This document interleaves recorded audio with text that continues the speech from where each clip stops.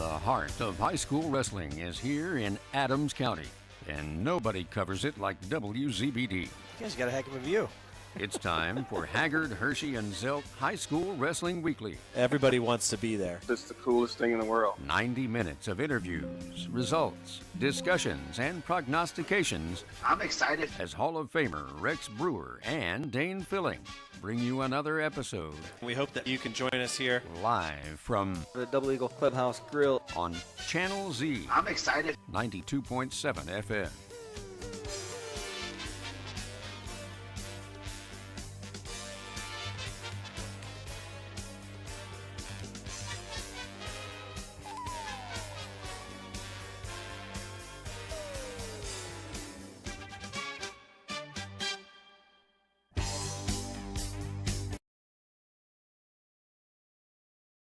Well, good evening, wrestling fans, and welcome to the Double Eagle Clubhouse Grille for another episode of the Haggard, Hirschy, Zelt High School Wrestling Weekly. And Rex Brewer along with Dane Filling. And Dane, I tell you what, all it takes is a couple of comments to the right people, and you can fill the house, baby. You can tell that someone's listening. That's what we're thankful for, as we've got a special edition tonight as Mike Grumo makes his debut on High School Wrestling Weekly. Wait, that's not secret anymore? No. It was Saturday, though. He came up to me on Tuesday night. I was upstairs trying to get things going and trying to deal with the fact that a certain entity told us to shut off the video cameras. And I was kind of down in the blues because I was hoping that we'd run the webcam for the Adams Central match because we were the only people there covering Adams Central for their very first match. And up comes Mike and he says, "There's only one thing I want you to do. Don't tell anybody I'm going to be on the show." So what did I do the entire broadcast? I told everybody that Mike was going to be on the show. So. And we did Saturday as well. So, we finally got our first look at Adams Central this week. Norwell, not exactly the greatest challenge for the Jets, to be honest with you. They've got some things to figure out. But this weekend on Saturday, ACAC was awfully tough, and Adams Central comes out of that with a 6-0 record. And to boot, Belmont comes out of the NE8 with a 7-0 record, and that's the kind of stuff that we'd love to see. Always a good time. Josh and I stayed and carried the next matches toward the end, and I think the best match was the Adams Central South Adams match, and turned out not to be that much of a match. Adams Central kind of ran away with it, but the match of the day that everybody was kind of not even thinking about was the Bluffton-Jay County match, and that's the match that lasted so long. Everybody else was done for an hour, and they went on and Bluffton battled back and takes a 39-38 win over Jay County. And I told Benji Sprunger, I said, you were sleeping on me. You told me that your team was no good. And he said, well, I'm not going to show you all my cards. I made it all the way up to Decatur, all the way through the Arby's drive-thru, and all the way back to the farm before that one finished. So you guys were – I could have made it all the way up, seen Belmont and New Haven, and driven all the way back down to Jay County. The NE8 actually finished before the ACAC did. And, yeah, I was surprised. But it was a good tournament for Adams Central. That was not the best drive home from Jay County. The snow was starting to pile up. It was. About 25 mile an hour all the way, but we made it home. That's the way it goes. So we got another big week coming up. Of course, on Tuesday, I'll be right back at New Haven where I was on Friday night, and we will have the webcam running, and that'll be Adams Central against New Haven. There's some really good individual matchups. Obviously, New Haven returns a returning state champ, semi-state champ, right? They've got Malachi Tholner, who looks awfully good, and a team that really pushed Belmont to what ended up, I think, being an 8-6 split. They ended up losing the East Noble as well, so they finished third this weekend. But that dual meet, since Adams Central has added it, I don't know how many years it's been, since they started the ACAC duels maybe, has been a really good dual meet all the way around. Obviously, the caveat in that is that Adams Central and New Haven end up going to the same tournament just 4 or 5 days later, but that should be a good one. Then on Thursday night, we'll be back at Adams Central, and someone can correct me if I'm wrong, but I believe we're back in the hangar Thursday night, not in the SAC. So we'll be in the hangar Thursday night, and that'll be radio only because we're not allowed to webcam apparently. But we'll have radio only on Thursday night as Blaine Culp's Columbia City Eagles come in. And that's been a fun one. We'll enjoy that. We'll wrestle in the dark, and it'll be a lot of fun. Then on Saturday, We'll talk more about this later on in the show. I'll be right back at New Haven, and Adams Central will be wrestling at the New Haven 10-way. And I've got information on the pools. I guess now is probably the appropriate time to pull up my text message with Coach Lynn. Good friend of the show. Am I 2 here, Rex? You are 3. I feel a little bit soft. You are 3. Let's see. Adams Central have been placed, and this hasn't been published yet, so this is exclusive information here on High School Wrestling Weekly. Adams Central is going to be in the same bracket as Prairie Heights, as Northfield, and both Northfield and Prairie Heights trying to get into 1A. Team State, South Bend, Washington, and Lakeland. And so I would certainly anoint Adams Central as the favorite to come out of that group. And so we'll bring you the very last match of the group action in round 5, I guess it would be.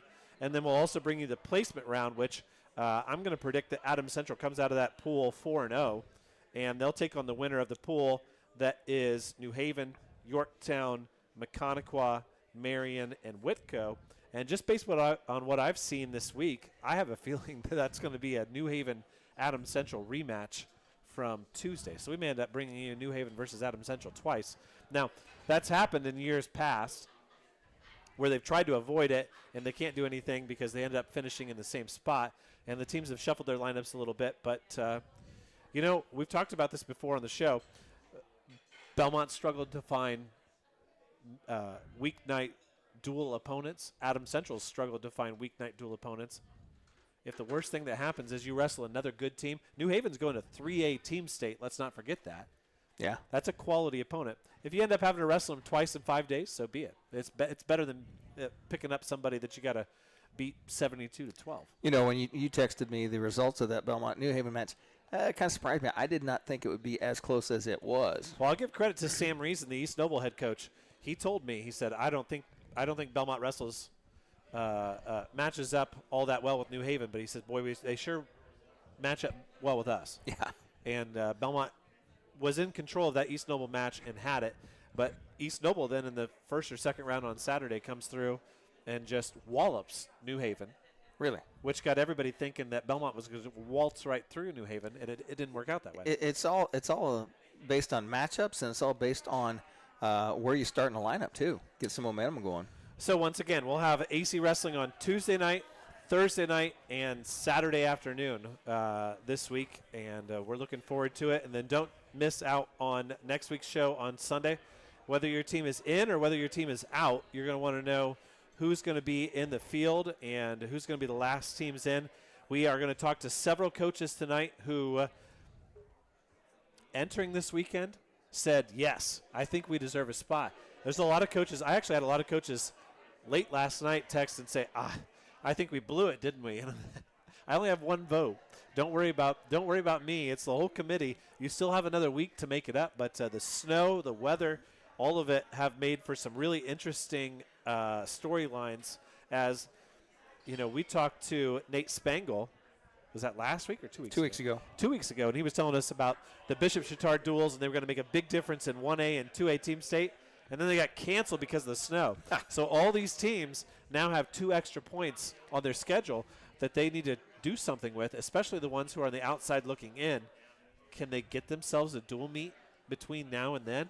That's going to be awfully, awfully difficult. Well, Dane, that wraps up our weigh-in section, and let's send it back for a round of commercials. You've been listening to High School Wrestling Weekly on WZBD here from the Double Eagle Clubhouse Grille. Locally owned and operated by Shane Reynolds and family, DDD Maintenance and Repair is your place to go for heavy-duty truck and diesel engine repair.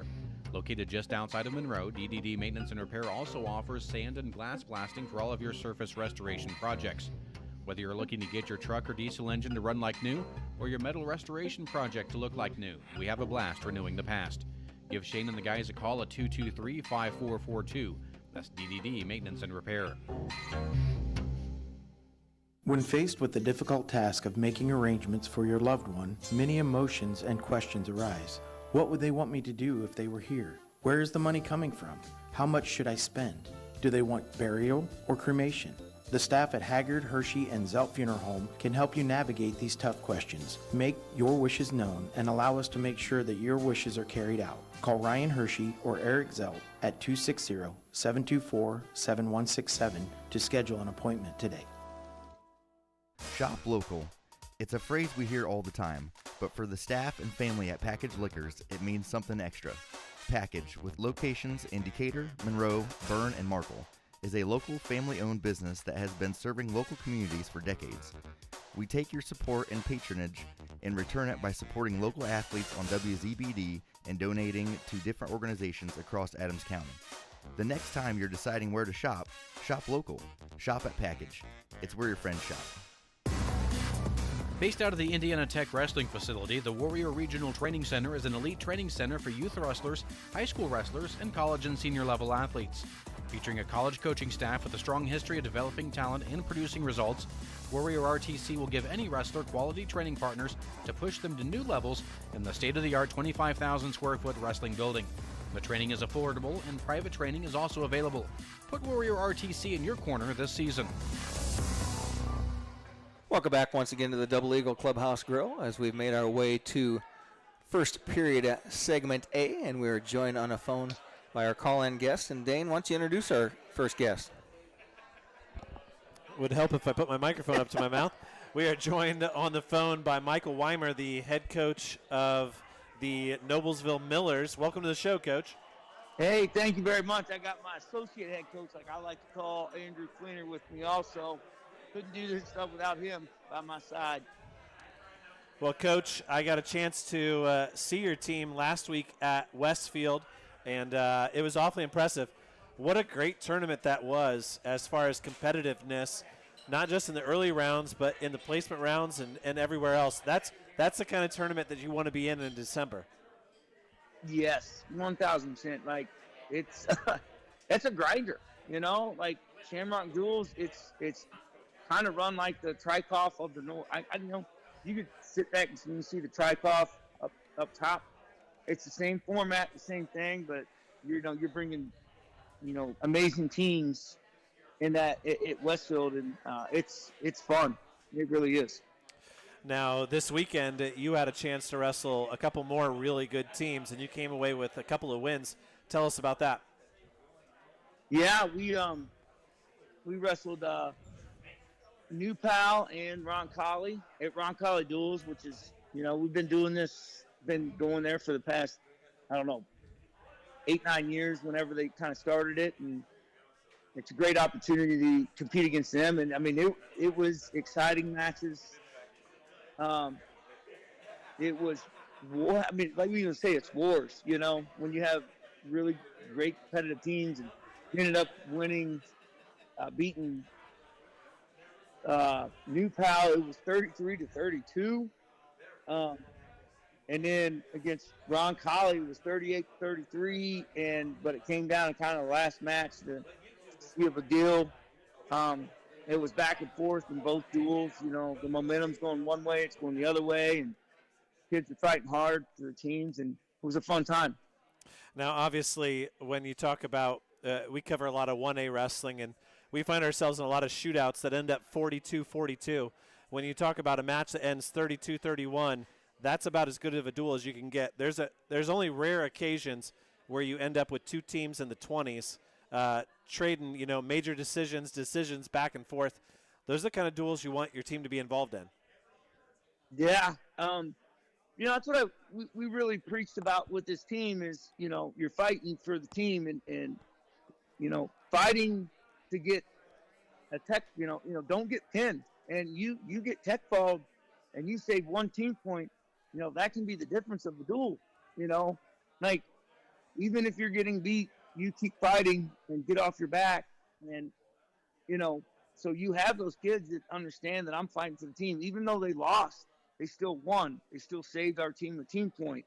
And, you have your guns go out and they're supposed to go get their, sixes and things like that. And, but that's what kind of we talk about with our team is, everybody fights for everybody. And whether or not you're winning or losing, you still fight because you still can find a victory out of a loss, especially if, hey, I didn't get pinned, I saved the team point. I didn't get tech. I got majored. I saved 2. If I lost by decision, I saved 3. Now on Thursday, you're wrestling Westfield. Is that correct? Yeah. And obviously, that's another opportunity for you to impress everybody that has a vote on Sunday for the team state last spot. Yep. Excited about that duel. For me, it's kind of funny because I was an assistant at Westfield for 6-7 years, or 6-7, because I elementary PE teacher. Sorry, kids love that stuff. You can't help it. Yeah. And a lot of those kids that are on the varsity team, when I was, took over the youth program at Westfield, when my boys first started, that's where, they started wrestling, and the head boys, O'Neill's, Connor Maddox, all those kids were a part of the program, and it's going to be a fun, exciting duel. I mean, heck, the 120-pounder, the 126, like, I have so many, personal relationships with all of those kids. So it's going to be an exciting, stressful, fun duel. It'll be a war. We're excited for it. Now, obviously, you've had great success in the last couple of years with that Noblesville program. And obviously, up here in Adams County, we've got a little bit different situation with a lot more traditional programs, smaller schools, that kind of thing. But you're in an absolute dogfight down there with, Hamilton County, Marion County, so much competition for who goes to what school, who enrolls where, who transfers where. Tell us a little bit about how you've gone about bringing that Noblesville program up to prominence, because, when a lot of people think about that area north of Indianapolis, Noblesville is not necessarily the program that comes to mind. Yeah. When I took this program over and, having, the biggest kind of compliment that I can, or the biggest great thing for me is Andrew Fleener and Alex Bowers are both former wrestlers at Noblesville, in the past, that are now my assistant coaches. And having them going like, hey, we wish that we had this, this opportunity, this love, this push,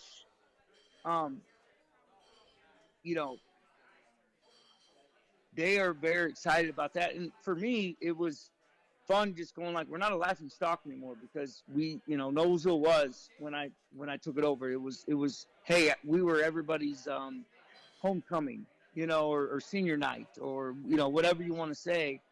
And, every kid on our team is all from Noblesville. And, been coaching these kids since they were in second, first, kindergarten, third grade, when I took over, starting from the youth. And my philosophy and goal was to build it from the ground up and from the top down, and then we meet in the middle. And that's basically how it's kind of worked out. And now it's met, and now we have all the kids at the high school, and they've been wrestling together literally since they were in elementary school, and all the families have been together. I mean, I have 3 sets of brothers, varsity, my 2 sons, the Southern boys, the Kincaid boys. I mean, I have 6 of 14 kids, all in my varsity lineup, and they've been together since they were in first, second, third, fourth grade. And it's really cool to see that culmination of everybody's back together now, because they fight for each other. They love each other. They are families. They are brothers. And, every family member too, the parents and everything. We've been doing this stuff for 9 years together. So it's really exciting. Well, tell us a little bit about Team State. I don't, off the top of my head, I don't have my records out. Noblesville's never participated. How have you framed sort of your run towards trying to get a bid? How has that gone into scheduling? How has that gone into motivation? How have you talked to your team about it? Well, the biggest thing about that is that when we started this program, Nate Sutters and Brian Kincaid and myself were, dads, and Nate kind of recruited me to come to Noblesville because he had his boys, and Brian had his 2 boys, and I came, and now I had my 2, and we just we built a program, like I said, from the ground up. And, we started going, hey, we're going to go to elementary dual state. And we took our lumps, and we got beat by all the big teams and everything. And then we just started slowly climbing the ranks at the elementary level and having success. And then we kept it going on at our middle school levels at Noblesville East and Noblesville West with those coaches, because they were bought in. Because I think the biggest thing about having a great program is making sure that it's funneled from the bottom to the top and everybody's on the same page. And we've kept doing that, and these kids have competed at every state level, at every age group, and they're not this is our goal. This is an expectation. This is a goal that we wanted to do. Last year we had some adversity with, two of our guys, with Aiden Kincaid, obviously, finishing fourth as a freshman, but then, having a back injury that he couldn't wrestle. And another one of our wrestlers, Luke Chastain, who's been a part of our program forever, and his dad's been a part of our program, he had a knee injury and was out. We lost two of those guys, last year, to be able to kind of put that, keep those pieces going.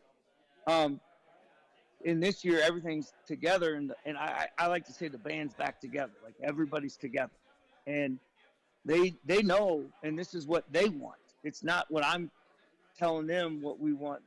The kids want to be at Team State. They have done it at every level, and they want to be a part of this because they know the teams that are there. They've wrestled against these kids since they were in first, second, third grade. And so it really isn't a big, change or anything. It's just we need to do what we need to do to show the committee that we're ready and we want to be a part of this, because we thought we earned it, and we're gonna put together we're gonna go out and we're gonna fight, we're gonna compete. Well, obviously with 4A, you're talking about just 8 teams, 6 teams already in. Cathedral making a very strong case. You guys are definitely a candidate for that last spot. I noticed that looking at your schedule, are you still in for North Montgomery over the holidays? Yes, we are at North Montgomery for the holidays. Great tournament, but obviously now with everyone there, you're always looking to find the next best thing that we can get into, and we hope that other tournaments, if we reach out to them, that they say, hey, you're a team worthy enough to come to this tournament. We'd love to get into Al Smith, but it's all about the product. What you got to put it out there. And I know Al Smith or these other tournaments, they're like, well, what team? How good are you, and what are you doing, and do we want you to be a part of this tournament? So we have to do our job at North Montgomery, and then looking forward to next year and in the future. Hopefully we have an opportunity to maybe get a chance to go to another tournament. And if we don't, then we'll go back to North Montgomery and we'll keep wrestling there. Well, Coach, I want to congratulate you. Those are 2 great wins, beating New Pal, beating Roncalli. You guys just have 1 loss on the year, correct? Yeah, we have 1 loss, and it was a great duel. Whiteland, they came up and they wrestled tough, and they beat us. And my hat's off to them when we battled against them, and adversity hits. And sometimes when you go through adversity with as I can say, my team, you learn from that. Like, you have losses, you learn from them. And the great thing about that is we responded back against Fort Wayne Carroll, and then this weekend, and we're excited for Westfield. Yeah, and obviously when you talk about adversity, those of us who have a vote on the committee had some adversity thrown with us, as Whiteland and Franklin were supposed to go up to Calumet to wrestle in the Trakoff and sort of sort things out up there, and they end up not making the trip, and that just adds another layer of complication as some of these teams end up not getting to wrestle the matches that they thought they were going to get leading up to the vote. Yeah, and I hate that for them that they didn't get that opportunity to compete. I feel terrible for that because they're missing that opportunity, and all my team and our program could do is focus on us and do what we needed to do. And going to Roncalli and wrestling New Pal and Roncalli we were thankful enough that they bumped up, the start time up an hour for us to be able to compete and have 2 phenomenal duels. And we kind of put everything out on the line, and we did whatever we could do. And I know our kids are ready, and that's our goal and expectation, is that we want to be there competing for a state championship. Well, Coach, we want to thank you for coming on the show tonight. One of the great things that we get to do in this job is to talk to coaches who are passionate about building programs, and you've obviously done that. One of the not-so-fun things that we get to do is we get to reveal the teams who do get in. It's a ton of fun next weekend when we get to call coaches and tell them that they get in. Whether you get in or not next week, we give you congratulations on the program that you're building, and I have no doubt that Noblesville, whether it's this year or next year or the year after, is going to end up there at 4A Team State. Yes, thank you very much, and excited for the opportunity to be in consideration for, that last wild card spot. And, this is what wrestling's about, lay it on the line. So have a great weekend, and we'll talk to you sometime. All right, thank you.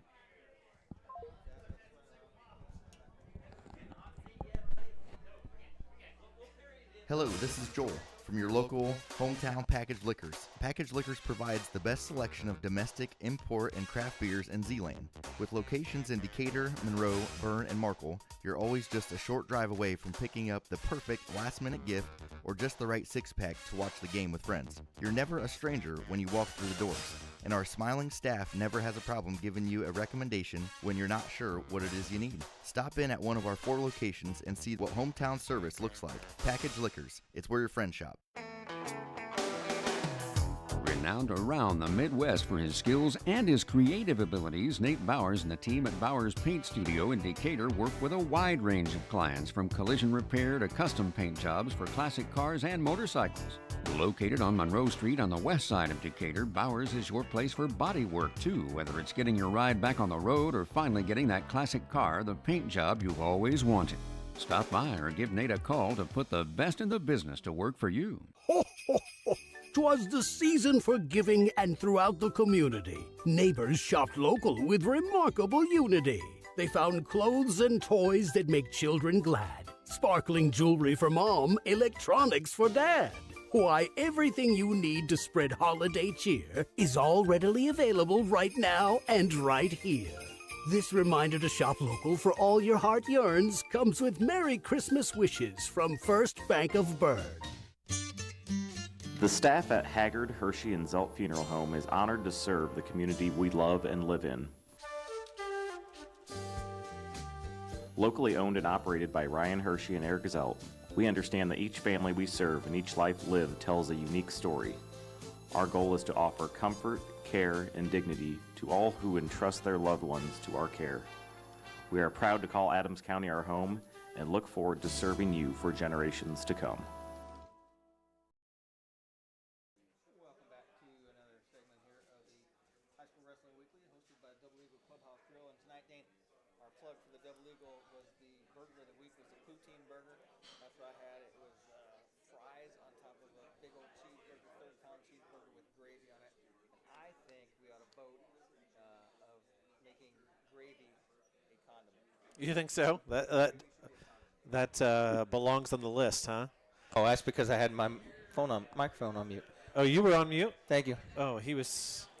This new panel's got too many. You got too many buttons. That's the problem that you put it in there. You know why? You muted me when you left. I didn't touch your board. You muted me when you left. Okay, we are joined now on the phone by James Richards, who is the head coach at Switzerland County. And, Coach, welcome to the show. I want to tell you, you had the moment of our season last year when we called you and told you that you guys had made it into Team State. Yeah, Rex, that was an exciting phone call, and it was at a time that was kind of unexpected, new to all this, and you definitely caught me off guard with that. That was a lot of fun. And obviously, last year, I think we even gave you a little bit of Adams County hospitality as you ended up in the Belmont Room on Friday night, the night before Team State. We did. We greatly appreciated your guys' hospitality and allowing our boys to come up and see your guys' room. They were pretty excited to come up there, and then when they seen that room, they seen everything that they've done up that way, and wanted to start something down this way as well as you guys have done. Now, did any of your boys take a look at Rex's picture on the wall with his beautiful long locks and blonde hair and middle part up there, about 1978? There was some photos taken.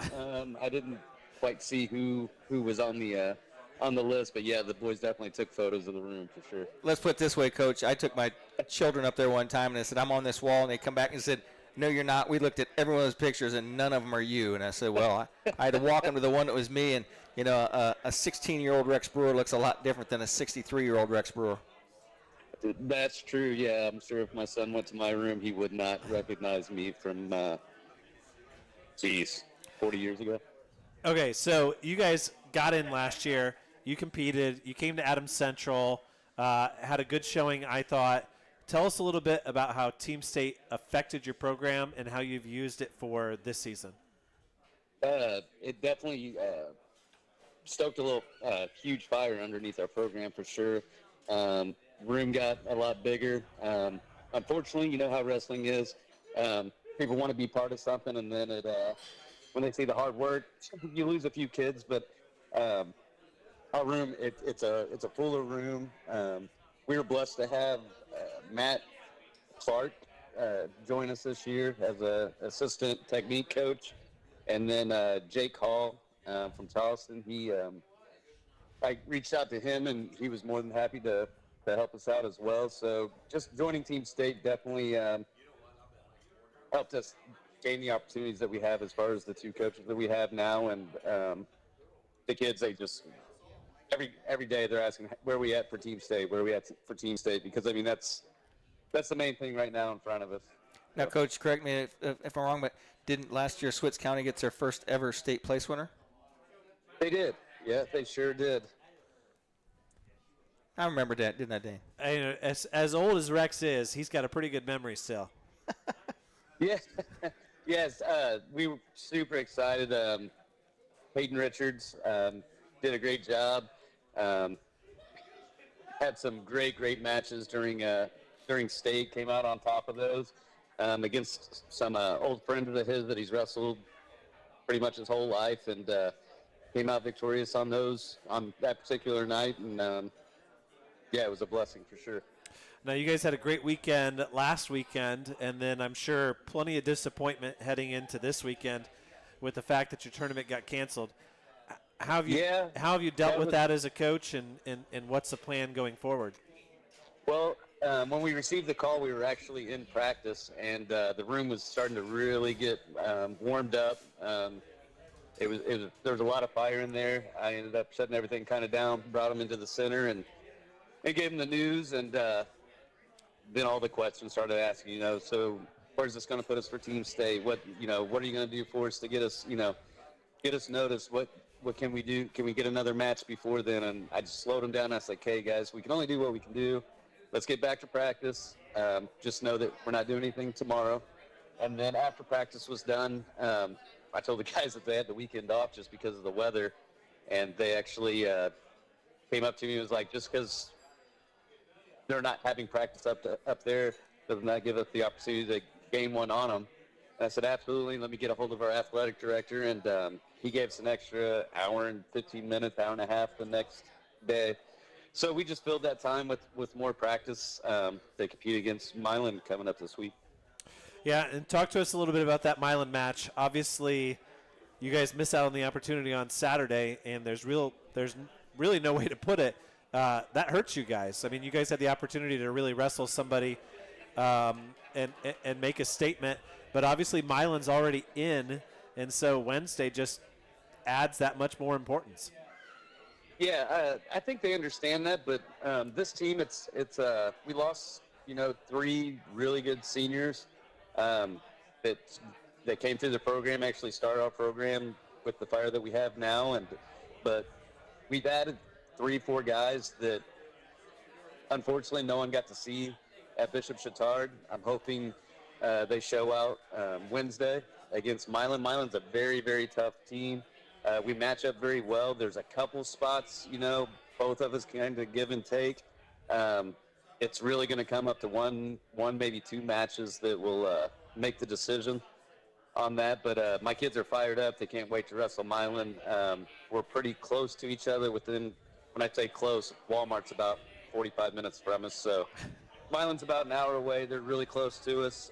We compete against them in football, things like that. So just trying to keep the kids' heads the next couple days and keep the room from boiling over too soon and prepare for a victory against Milan, hopefully. And then obviously you also get another chance on Saturday, right, before the last vote in. I believe, is Tell City still at Columbus East? I'm not sure where that matchup came in, but no, we won't be wrestling Tell City. Oh, you won't be wrestling Tell City. Okay. Do you know No, who? unfortunately not. Do you know who is at Columbus East on Saturday? I'm sorry. I've lost you there. Yes, Columbus East. Yes, we'll be competing there. Yes, we'll have the opportunity to wrestle then, and then Peyton Richards, he'll be going to the Carnahan as well. So, yeah, definitely. I apologize. Yeah, Columbus East is So tell us a little bit about how do you handle that? I know a lot of, that's a new development in the last 10 years in Indiana high school wrestling, sort of having those elite individuals and splitting that up with the team, going different places in different ways. How are you handling that as a coaching staff? We sat down, we had a discussion amongst ourselves as far as coaches. When he was invited, we made a plan if he decided that he wanted to go to the Carnahan. We went and spoke to him. He was he's really a team guy. He wanted to stick with the team, but other coaches kind of explained the importance of, going to the Carnahan. Not very many people get the opportunity to go there, especially down where we're at in southeastern Indiana. So he took that on, and the other coaches they're well prepared and well ready to march through to Columbus and wrestle there for sure. Well, Coach, excuse our ignorance, but your name's James Richards, and his name's Peyton Richards. Are you his father? Yes, I am. Yep. So that adds another layer of interest to the whole dilemma. It does. Unfortunately, Peyton pretty much lived in a house where it's nothing but wrestling, and he's even taken it upon himself. He trains some of our younger club kids and has taken that as a leadership role. But there's times at the dinner table and places like that, I get the eyes of shut up and can we talk about something else? But no, he's involved all the time in wrestling. That's for sure. Well, Coach, I commend you as a father and as a coach because you did not associate the two together throughout that whole interview. And for the fact that he is your son, you were quite humble about it. But we do appreciate you calling in, and we wish you the best of luck the rest of the season, and we'll talk to you down the road. Yes, sir. Just again, all my boys are out there listening to or watching this podcast. I just want them to know, keep their heads up, get ready for Milan, and then the quick turnaround to Columbus East, and we'll be prepared for your guys' phone call. Best of luck. Thank you, sir. With that, let's run around the commercials. Back with more High School Wrestling Weekly here on WZBD's YouTube channel. Based out of the Indiana Tech Wrestling Facility, the Warrior Regional Training Center is an elite training center for youth wrestlers, high school wrestlers, and college and senior level athletes. Featuring a college coaching staff with a strong history of developing talent and producing results, Warrior RTC will give any wrestler quality training partners to push them to new levels in the state-of-the-art 25,000 square foot wrestling building. The training is affordable and private training is also available. Put Warrior RTC in your corner this season. If you're serious about taking your wrestling to the next level, then Warrior RTC Wrestling Club is the place to be. Every Sunday at 4:30 and Wednesday at 6, boys and girls from different elementary, middle, and high schools come together to build skills, confidence, and lifelong friendships. With high-level experienced coaches and a positive training atmosphere, every Warrior learns to work hard and have fun doing it. Whether you're chasing your first medal or your next state title, Warrior RTC will help you in your relentless pursuit of self-improvement. Visit online at warriorrtc.com to learn more about the year-round wrestling opportunities and train like a champion. When faced with the difficult task of making arrangements for your loved one, many emotions and questions arise. What would they want me to do if they were here? Where is the money coming from? How much should I spend? Do they want burial or cremation? The staff at Haggard, Hirschy, and Zelt Funeral Home can help you navigate these tough questions. Make your wishes known and allow us to make sure that your wishes are carried out. Call Ryan Hirschy or Eric Zelt at 260-724-7167 to schedule an appointment today. Shop local. It's a phrase we hear all the time, but for the staff and family at Package Liquors, it means something extra. Package, with locations in Decatur, Monroe, Berne, and Markle, is a local family-owned business that has been serving local communities for decades. We take your support and patronage and return it by supporting local athletes on WZBD and donating to different organizations across Adams County. The next time you're deciding where to shop, shop local. Shop at Package. It's where your friends shop. I guess we're back. I thought we had one more commercial, but we've played them all. Welcome back once again to the Haggard Hirschy Zelt High School Wrestling Weekly, hosted by the Double Eagle Clubhouse Grille. And now we're joined by a young man that wrestled me back in the day, and I promised him we wouldn't talk about those matches. So welcome to the show, former wrestler, former coach, former referee, Mike Grumo. How you doing, Mikey? Good, Rex. Thanks. There you go. Well, all these guys come out just to see you. I know it. I thank all them guys. Well, we're looking forward to this episode specifically, and obviously we're 9 days away from Adams Central versus Belmont Part 57 or 61 or whatever the heck it is. But more than anything, that match has become really a celebration of what high school wrestling is in Adams County, and it's different here from everywhere else. And I know we talked to a lot of people on the phone, and we talked to a lot of people at tournaments, and they express their jealousy for what we have here at in Adams County, between Adams Central and South Adams and Belmont. And you two are part of that. We lived it.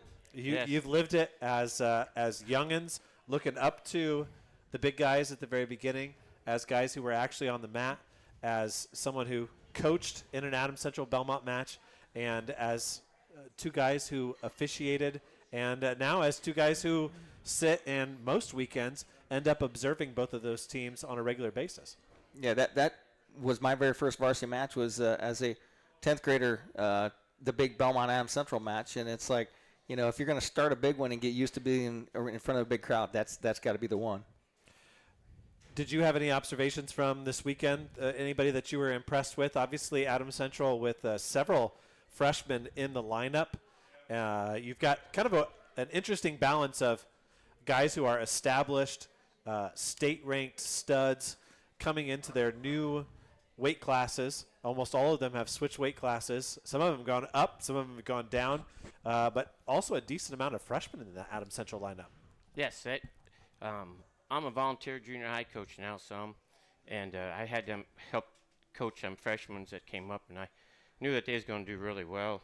And this lineup they got to this year is really and really the middle tough. school team has had really good numbers the last couple of years, and so obviously looking forward the last couple of years, it's kind of been obvious that Adams Central was definitely in a period where things are going to be good, right? Yes. I mean, look, having watched most of the Belmont Adams Central middle school matches the last couple of years, because my daughters have been managers and my son wrestled last year for the middle school, it's pretty obvious that there's a good crop this year. There's another good crop next year.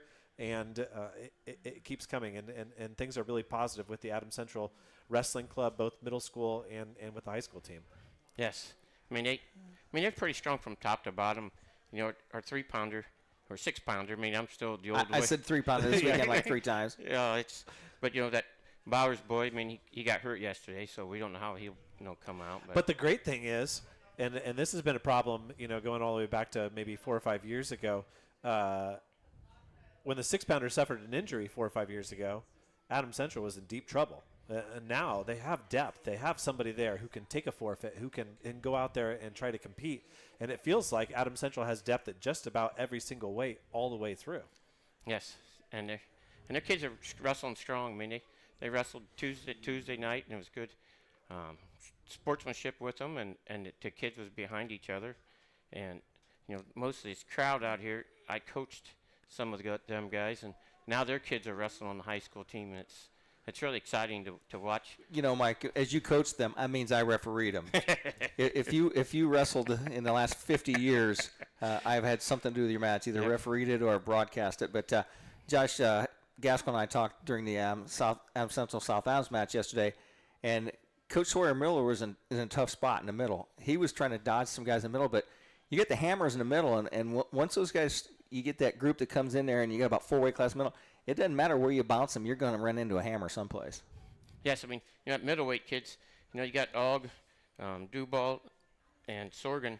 You're going to have to wrestle them because you can't move around them. You can't move your kids. And you've got some guys higher up. Xander Schwartz is totally used to wrestling up one weight, if not two. Max Nussbaum last year wrestled 190 the entire year, and now he's down at 175. So you got some guys, and Funk has no problem going up to 285.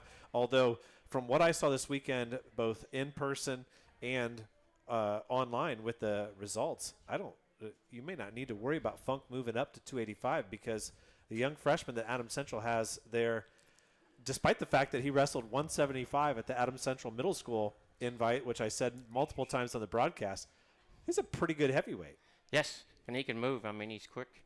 He took a state-ranked Alan Ortiz from Jay County in a 1-0 match, which he lost. But still, I mean, when you're talking heavyweight, if you could take somebody who's experienced like that and get them into a position where you're going 1-0, 1-1, and we're talking about stalling mornings and that kind of thing, those are huge points. And when we talk about team state, we just talked to the head coach of Switzerland County. Heavyweight is such a key weight in that team state race because there are some teams who come in. Rossville's going to come in, no heavyweight. South Adams is going to come in, don't have a single heavyweight, right?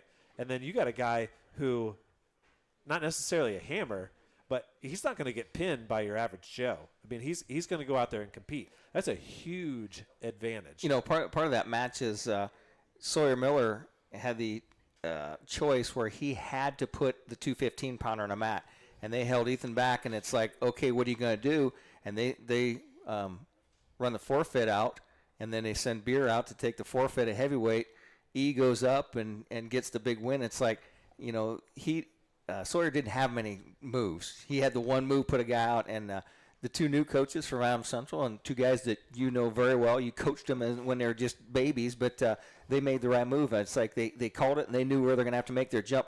They knew in the middle they didn't have to move because the hammers are going to win whoever they wrestle. But that 215 heavyweight match, I mean, that's a 12-point swing right there for him. Yes, they did really well. And Ryan, you got Eric Myers there.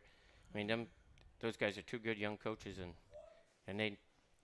They're really not that young. You and I are just old, and it makes them seem young. They're really not that young. But I don't think you can overemphasize how important the depth that Adams Central has this year is going to make a difference.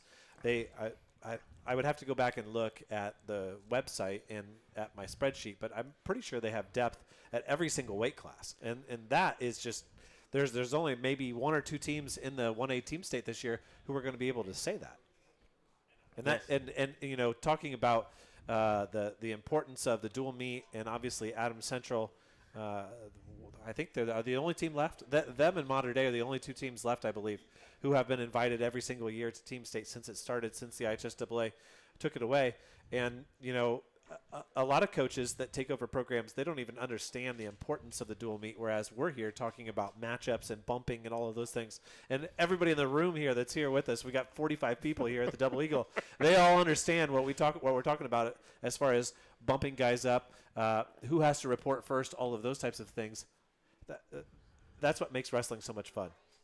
Yes, and like I said, we got that young team, and it's really going to be a fun team to watch this year. Now, when you look at down the road for December 23rd, how do you think that team matches up with Tim Myers and his Braves? Because he's got some young kids in the lineup this year that I had never seen. I didn't see a lot of junior high matches, but he's got some freshmen in the lineup that have really wrestled well, and I think there's some good matchups that night.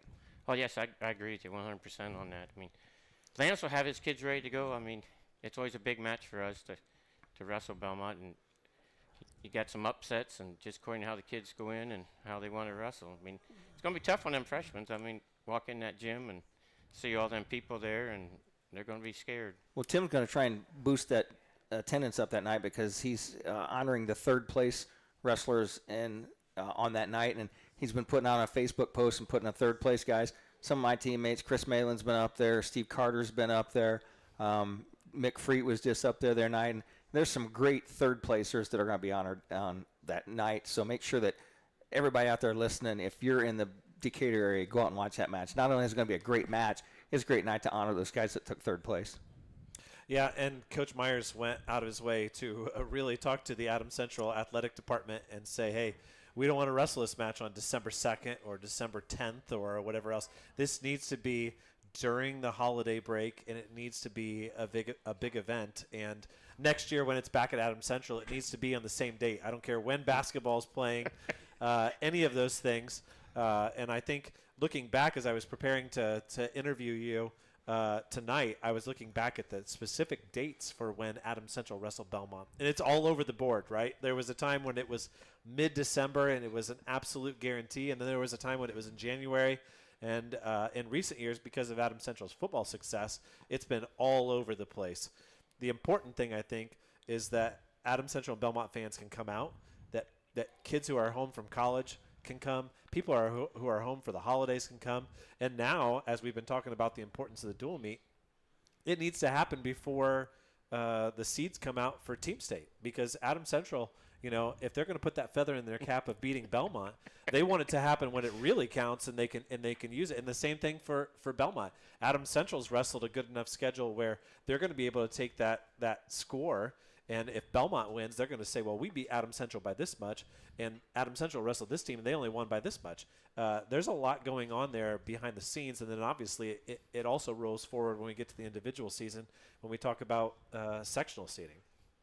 Yes, I agree with you. I mean, that's one thing nice. Like you said, college kids are going to be home. I mean, there's going to be a lot of kids there, graduates, and come to watch, because, I mean, whenever Rex and I wrestled, it was the main event, they always called it. Well, since you segued to that, I wanted to point this one out here. Now, Rex said something about maybe you were taped up just a little too much there, but let's see if you notice. He dislocated his shoulder pushing his car out of a ditch. Now, so he taped both shoulders so I wouldn't know which one was hurt. Are you both bridging there? I don't know what's going on there. Oh, I don't know. It looks like a mess.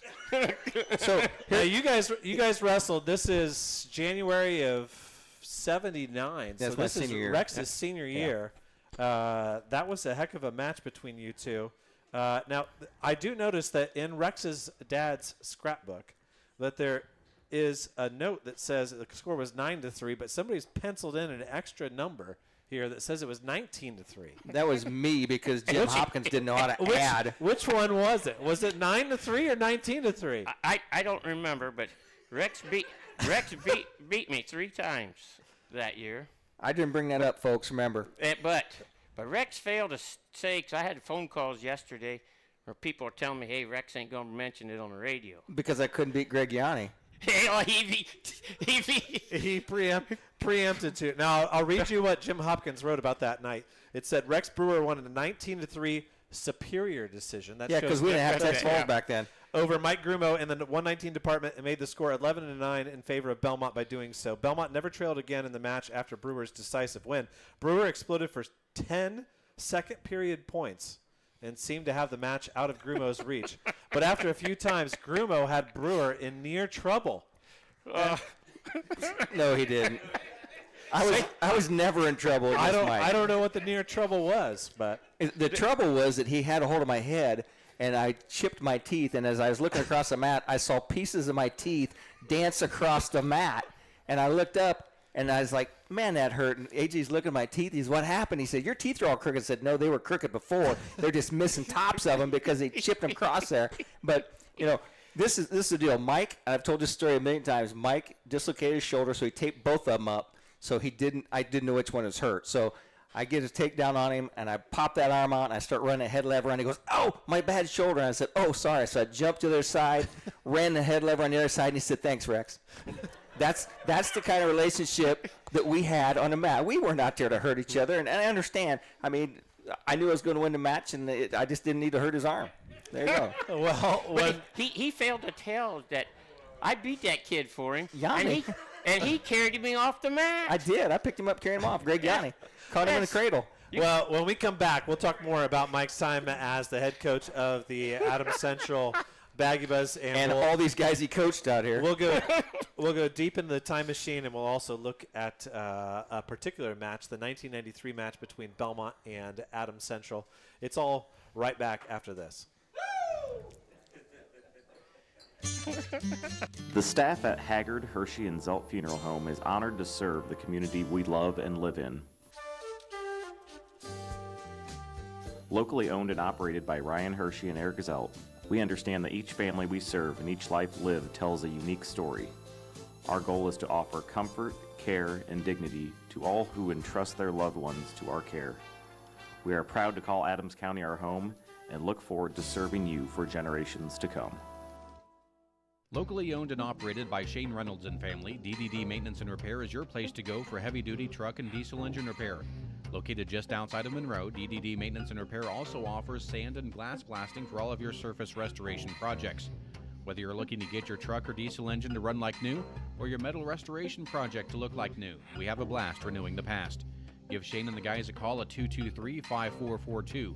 That's DDD Maintenance and Repair.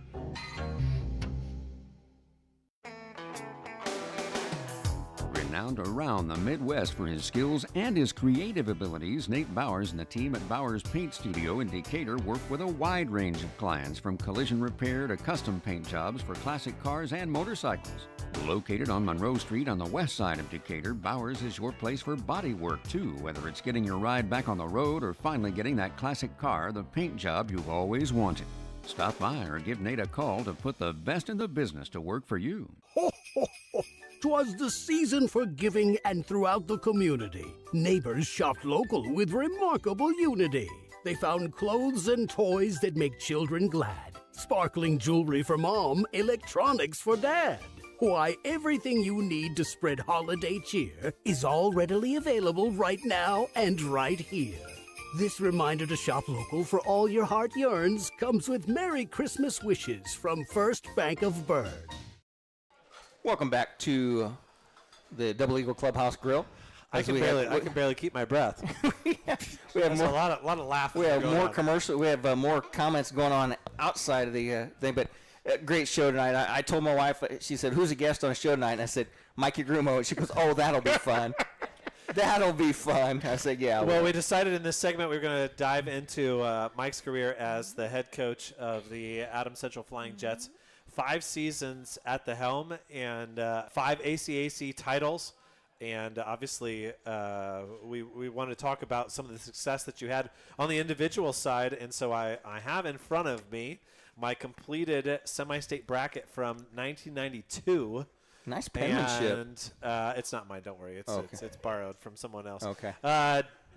Denny Schwartz that year finishing in 4th place and Matt Leiter in 5th place. What do you remember about that season? Well, it was a learning experience, going into there, because I was a junior high coach prior to that, and I coached. You can see the part of them crews out here. So I thought going into it, it'd be really a fun season going in there. Coach, taking a group. I had a good freshman class I took with me. That went up with me, and then like Brent Luganville and those guys out here. So you, what year did you graduate? Rex was 79. You were 81. You were 81. Okay. Yes. So in 1992, you would have been 29 years old or 28 or 30 or whatever it was, taking over an Adams Central program who had only had one coach and had all of this history. But, obviously, if you look at it, if somebody from the outside looking in at the Adams Central wrestling program, you look at 92 to 96, hard to argue that wasn't about the peak of individual success and guys wrestling under the lights and all of those types of things. Yeah, it was exciting. Those kids all worked hard for me. I did a lot of yelling, and I had great parents, and I had great kids that wrestled for me.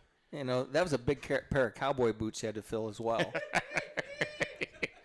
Yeah, we didn't have no cowboy boots. The guy that left had cowboy boots. Yeah. So, yes.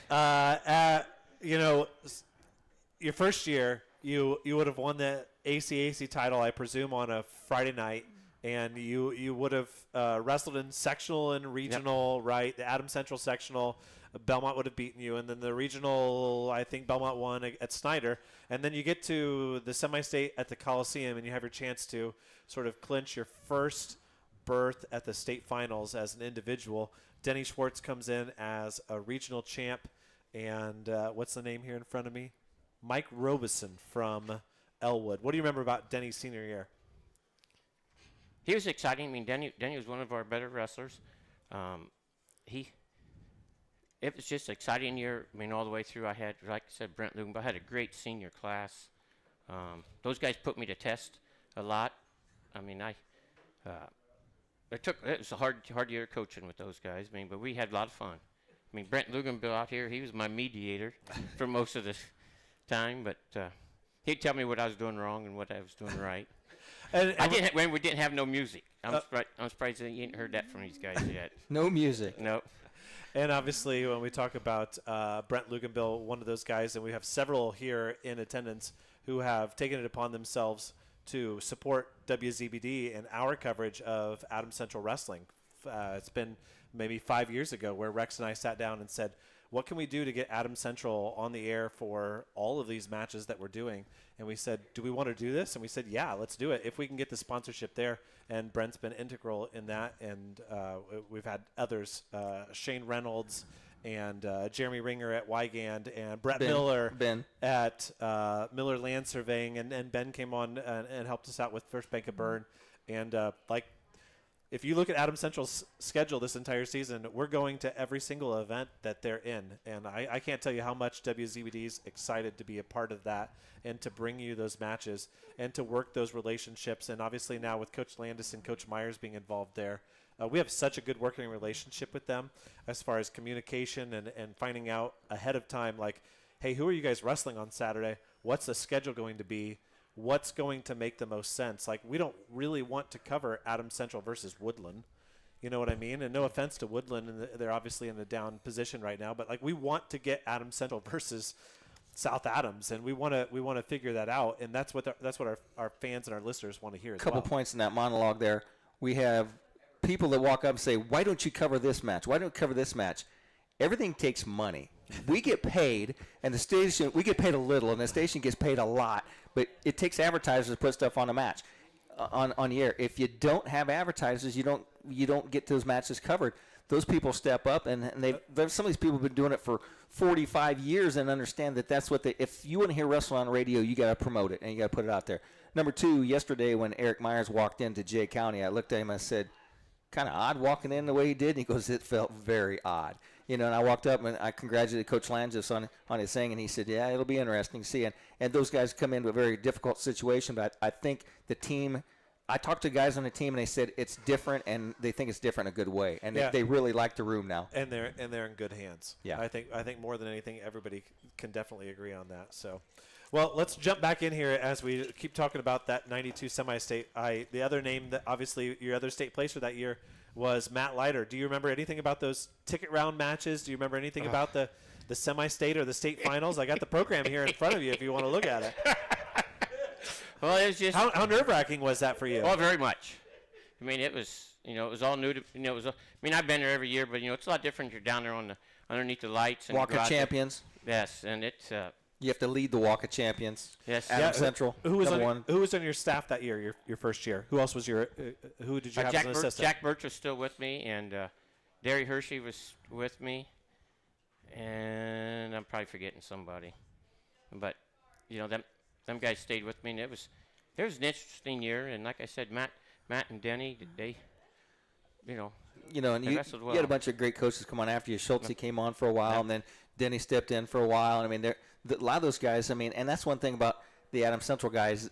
They're all Adams Central guy coaches, except for that Lloyd guy that came in for a short time. But these are all Adams Central born and raised guys, and they're just Adams Central guys. I mean, and they make great coaches for that team. Yes, it makes a difference. I mean, you keep all hometown boys in there. I mean, you'll get kids. I mean, the kids will wrestle for you, and everybody, small group of Adams Central. I mean, everybody knows everybody. Because the Belmont guys don't go recruiting, the Adams Central guys don't recruit, and South Adams doesn't go recruiting. The Brownsburgs and those guys, and down in Marion County where they change schools all the time. the guys that typically are Belmont guys, and the Adams Central guys are there, and the South Adams guys, and they stay pretty much put in wrestling.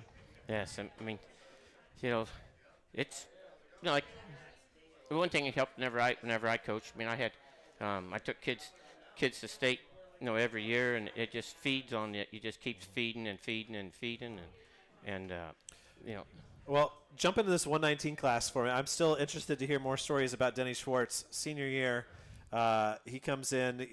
He finishes in fourth place behind Mike Esther, who takes third. Tony Elkins from Northside's in there. Those are some legendary names. Yes. Obviously, Denny took over as head coach at one point. He's on the radio now, that kind of thing. What do you remember from that 119 bracket? Like you said, those boys from Fort Wayne, I mean, them kids was good. I mean, Denny was a real good wrestler. I mean, he was quick. He just, I mean, you know how many years ago that's been? You don't have any good memories from it? We can do the math. We know. 1991. Yeah. What I noticed immediately from the 130 bracket, and this is just me because of my age. I'm 39 years old. I see Matt Leiter in his Friday night match. He takes on Jim Garrett from Union City. We're in the same sectional now. You know, it's funny how those matchups kind of change, and what you used to think is a distant rival all of a sudden becomes somebody who's really, really close. But Leiter, 27-5 coming into the state finals at Market Square. He wins the first round match.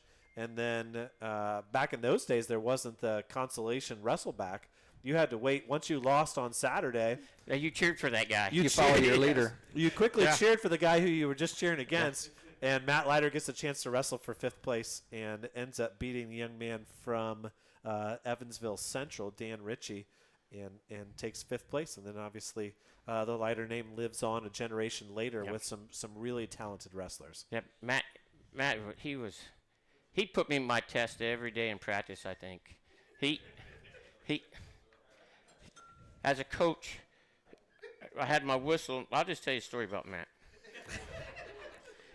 He put me to the test every day, and I had my whistle in my hand. He had me so mad one day, I took that whistle and I hit him across the back of his legs with the string. Yep. Oh, I hit him a little bit harder than I thought I did. It all welded up. Well, it was. Well, that was still back in the day when the principal could still paddle your hind in. That happened. But we used to get whacks, and it's like, oh, what'd you do? You dropped your towel. That's a whack. Well, yeah, but Matt, he was an interesting kid. But it just made you a better team. Those kids testing you just made you grow as a coach. Yeah, and that senior class, I had younger kids, in there then. Tony Curry, came after that. He was on the team, and Ryan Wolf. I mean, those guys seen what those guys did in the practice room, what it took to get to the state finals. I mean, those kids was great leaders, and we just what a blessing it was to come in as a first-year head coach and to have two seniors who were, top-notch, ranked in the state, ultimately state placers who could sort of lead the way for you in those coming years. Well, we'll talk more about the remaining 4 years in Mike's career as Adams Central head coach right after this break. Shop local. It's a phrase we hear all the time, but for the staff and family at Package Liquors, it means something extra. Package, with locations in Decatur, Monroe, Berne, and Markle, is a local family-owned business that has been serving local communities for decades. We take your support and patronage and return it by supporting local athletes on WZBD and donating to different organizations across Adams County. The next time you're deciding where to shop, shop local. Shop at Package. It's where your friends shop.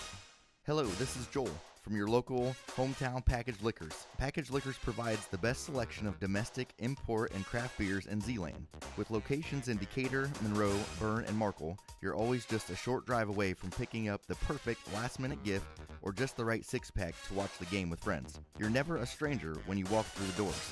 and our smiling staff never has a problem giving you a recommendation when you're not sure what it is you need. Stop in at one of our 4 locations and see what hometown service looks like.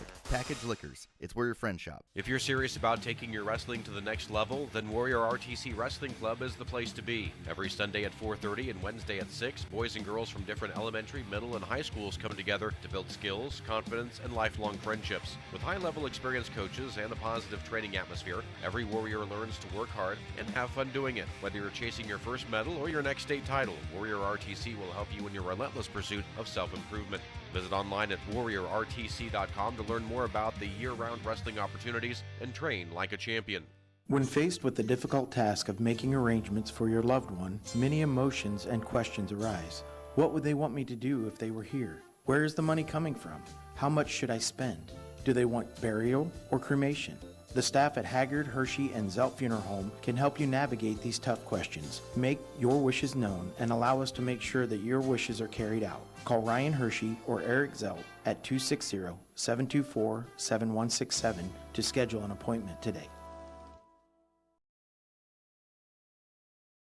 Thought we had one more. Okay, we're back. Welcome back to the Double Eagle Clubhouse Grille for another segment of Radio with Mike Grumo is what we're going to call this segment. It's been a lot of fun so far.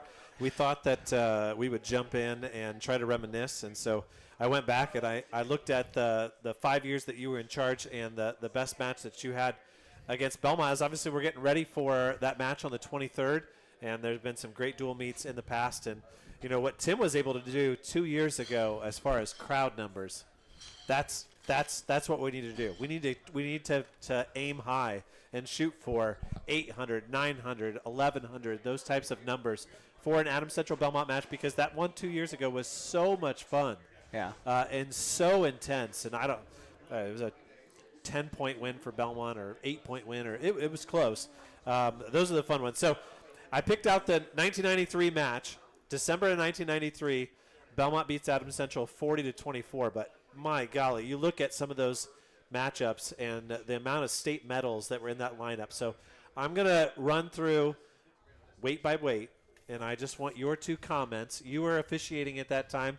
You were in the chair, probably most of the time yelling at refs. I didn't have this match. I had another. You didn't have that match. I didn't have this match. And you told me before we went on the air that this match was at Belmont. Is that correct? Yes. All right. So it started at 103 pounds, and Jeremy Ringer pulls out a huge win over Andrew Tyler, 7-6. Yes. Anything you remember about that one? Oh, yes. My butt. Jeremy Ringer. Jeremy Ringer, he was a little on the ornery side kid, but he wins this match, and he goes over in the front of. I tell these people, I tell my wrestlers, you got to prepare them. Don't get Belmont fans in the match. Don't rile them up. If you get them in the match, it's a steamroll. I mean, they had them Mendez's and Daisy Hurst, and who was the Indian? Harold Sapp. Harold Sapp. Yeah, Harold He Sapp. wasn't a real Indian. He dressed up like an Indian. He was the mascot. I thought you were talking. He was the mascot. Yeah. I thought you were talking Dot, not Feather. But you guys knew who I was talking about, though. Who was the Indian? He was a mascot. Yeah. Dressed up like an Native American Indian. Yeah. And so my wife was right. This was going to be fun. So Jeremy Ringer wins that real close match, and he goes over in front of the Belmont crowd. That's the period ran out, and he gives them the peace sign or something. He gives some sort of finger gesture. You're saying? Is that what you're saying? Put 2 fingers. I don't know what he did, but well, why would he do that? Look at the hammers that came next. Look at these names. But honestly, but then the Belmont crowd just got fired up, and it went south. Andrew Tyler, the next year, ends up winning a state medal. I mean, he's no slouch, right? And so Ringer comes up with a huge win, and then obviously Jason Baker is next man up for Belmont. Boys, listen to this lineup in Belmont lineup. Listen to these guys. Their names are all in the top 3 in a Belmont room. Yeah, Jason Baker wins for Belmont over Corey Miller, 15-3. And then after that, 119, Jason Hayes wins by fall over Keith Beer. Yes, Keith Beer's in here. There's my man. Hey, that's not a bad thing. He was pretty good. At 125, Jason Kreider wins by fall over Brady Carr in 2 minutes and 30 seconds. And then a pretty classic rivalry and one that was pretty close to my heart. Tim Myers majors Robert Loeschy 12-2. Rex is right. You run out Baker, Hayes, Kreider, Myers. That's a dozen state medals off the top of my head. Jared Worst, T.J. Hayes. That Belmont put out there. So, and we're talking about 90. This is December of 93. So this is the 94 season. This is the year that Belmont wins their third state title. And you've got Adams Central and Belmont wrestling under the lights. It seems like every other weight in the state finals for about 3 years in a row. What a dual meet. Do you remember anything about the crowd? You probably weren't there. You probably referenced. I was referencing someplace else. 2,000? You can say 5,000. Yeah, that's fine. There's a lot of people there. And after Jeremy Ringer, it went south from there. Well, at 135, Adams Central got one back. Eric Hunter won by fall late in the match. It looks like 5 minutes and 46 seconds. But then Belmont comes right back with Jared Worst with a major decision over Sean Tom, 19-8. Excuse me, Dane. That's the first typo I've ever seen you mistype. What did I say? No, you got a dollar sign in there. Oh, sorry. He never makes mistakes when he types. I'll fix it. Okay. Maybe I was on a German keyboard. And then I thought that one of the matches that immediately drew my attention, I texted my cousin Robert about it. I was like, did Tony Curry really pin T.J. Hayes that year at 145? What an epic pin that would have been, especially if you look at the box. Belmont had won 5 of the previous 6 bouts, and then Tony Curry comes out and pins T.J. Hayes. What do you remember about that one? It was an exciting match. Every time Tony and T.J. wrestled all year, it was always bang bang. I mean, well, the next year when Curry takes second, T.J. takes fourth. Yes. They were all in the quarters. And the kid from Huntington North's right there. How do you take 4 guys that you can throw a rock at their houses from here and put them in the top 4 in the state finals? Yes, I mean. And then the following year, they changed the weight classes. Yeah, because they ended up. Was that the year that they wrestled each other at state? No. Tony and TJ? Tony said they were on the opposite side of bracket. I was feeling like that they wrestled each other in the state finals that year. No, he wrestled. Tony wrestled. Pete Connect in the finals. Yes, but I think he said TJ come up there side of the bracket. Connect beat. I was or did he beat him? I think they wrestled each other at the state finals in the quarters. So you're talking about 2 guys who end up wrestling. I don't know if it's in the quarters or I guess it would have to be the semifinals, right? Yeah. If the bracket, yeah. Hayes took 4th. So they wrestle each other in the semifinals of the state finals, but also on a Tuesday night at Belmont in a 40-24 dual meet. That just speaks to the level of wrestling in Adams County at that time. Yeah, I mean, it was, both of them 2 guys was real good wrestlers. I mean, There's 7 medals between the 3 of them, I believe. I think so. Yeah, Hayes had 4 medals, right? Yeah, and Tony had 3. Tony had 3. Yeah, so and Tony, Tony won the Mental Attitude Award. There wouldn't be many matchups between Adams Central and Belmont wrestlers where you would have more medals between the 2 of them. Yeah. That's for sure. Well, the match continued then at 152. Eddie Wolpert wrestled Michael Bloom and won by fall in 3 minutes and 28 seconds. Good friend of the show, Eddie Wolpert. Yep, and Tony Giro, my former coach, wrestled Matt Snyder and won by fall, but Adams Central won the next 2. Chris Burkhart won at 171. He beat Ian Gilbert 11-7. And then Ryan Wolf comes through and pins Jason Belcher with 1 second left in the first period. I can just see you doing this with a couple seconds left. Oh, yes, it's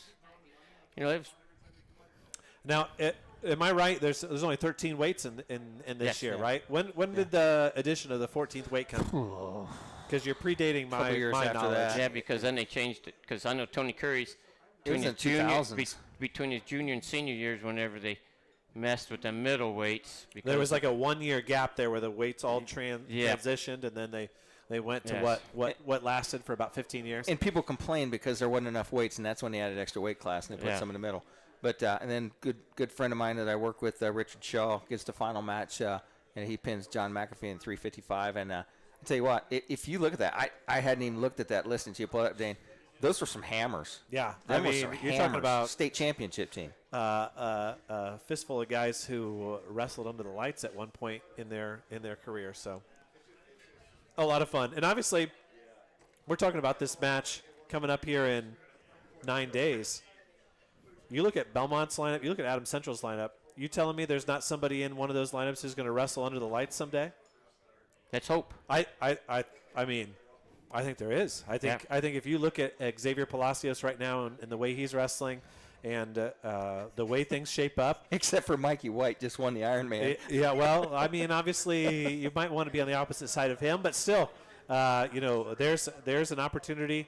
You're talking about a returning semi-state champ in AUG, and you've got Henry Farrow, who's already been to state 2 times, and you've got Brayson and you've got Mav, state medals returning, and once you get that taste of that state medal, that's the only goal that you have, and it really just cranks up everything that you've done.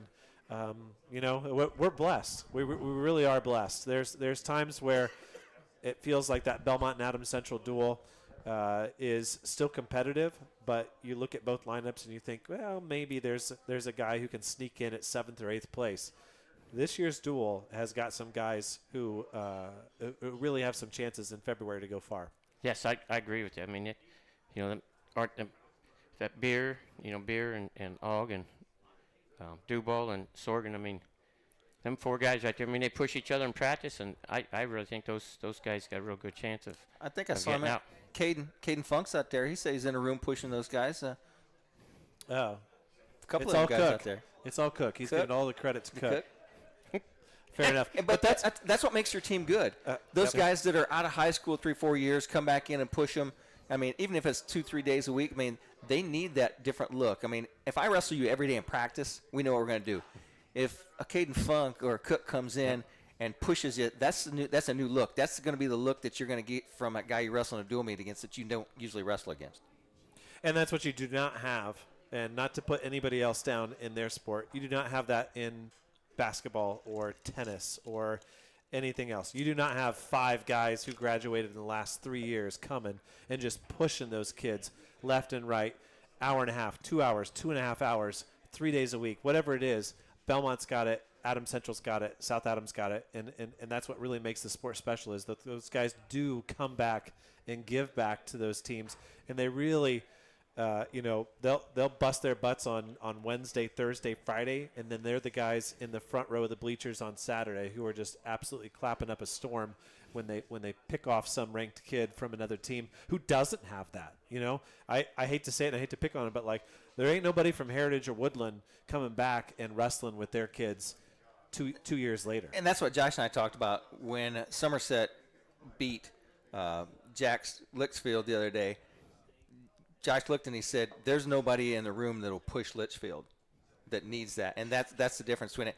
And Litchfield went out there, and it looked like he was confident, and Somerset caught him in a couple of moves, and Litchfield's head started dropping, and you knew it was over that. But I tell you what, those guys, I mean, that's going to be a heck of a sectional. Yeah, we didn't really talk about it.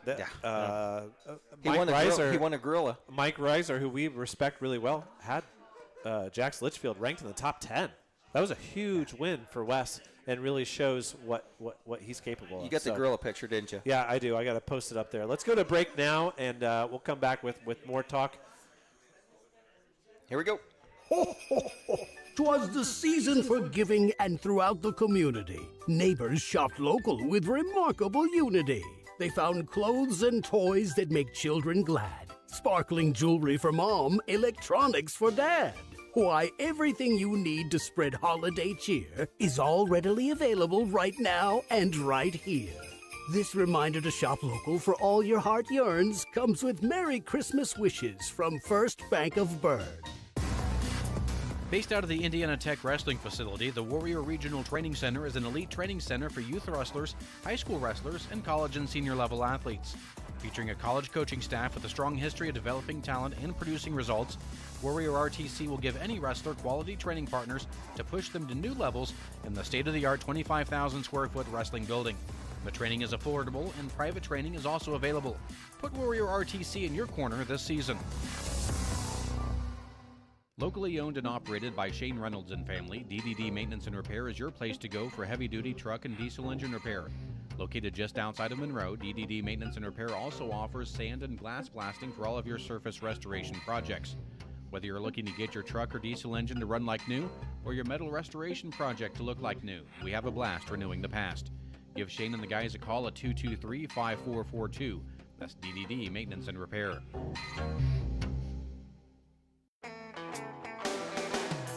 Renowned around the Midwest for his skills and his creative abilities, Nate Bowers and the team at Bowers Paint Studio in Decatur work with a wide range of clients, from collision repair to custom paint jobs for classic cars and motorcycles. Located on Monroe Street on the west side of Decatur, Bowers is your place for body work too, whether it's getting your ride back on the road or finally getting that classic car, the paint job you've always wanted. Stop by or give Nate a call to put the best in the business to work for you. Welcome back once again to the Double Eagle Clubhouse Grille for another segment of the Haggard Hirschy Zelt High School Wrestling Weekly. And if there's one guy out in this crowd tonight that is happy to hear the Rob Weaver accident report every morning, it's Nate Bowers. He said, right. If there's 5 collisions, more deer collisions, 4 of them are deer car collisions and 1 car. So Nate's putting his kids through high school on that money. I'll never forget the time. The time that that's right. High school is not free, kids. Anybody out there that thinks high school is free, how many times you have to sell cookie dough? How many times you had to sell something? High school is not free. So anyway, you understand what I mean. Mikey, my wife was right. It was going to be fun tonight. We're going to stretch over. I mean, we're going to go over. We're going over. They'll just have to deal with it. It's YouTube. Hey, we can be on. I wanted to point out that we talk a lot about the schedules and the strength of schedule and the ideas of who to wrestle and when to wrestle them and all those types of things. We're down to, now that Adams Central's been on the mat, South Adams has had an opportunity to wrestle on a Saturday. Belmont's been through the ringer. We're down to just 6 kids in Adams County who are unbeaten already. Yeah. Henry Ferrot's unbeaten. Xavier Palacios is unbeaten. South Adams did not have a single wrestler make it through the weekend unbeaten. So let's give a shout out to Henry, to the X-Man, to Cale Beer, who made it 7-0, to Mav Dubois, Dylan Ogg, and Brayson, who all made it to 7-0. That'd be a great all-star team to take on a road, wouldn't it? It sure would. And, it just speaks to all of these teams, and especially with all 3 teams being already qualified for Team State. They don't have to worry about the optics of it, right? They know that they're in the tournament. They need to push themselves. South Adams wrestling Delta. Obviously, they were wrestling Cowan, and it got snowed out, those types of things.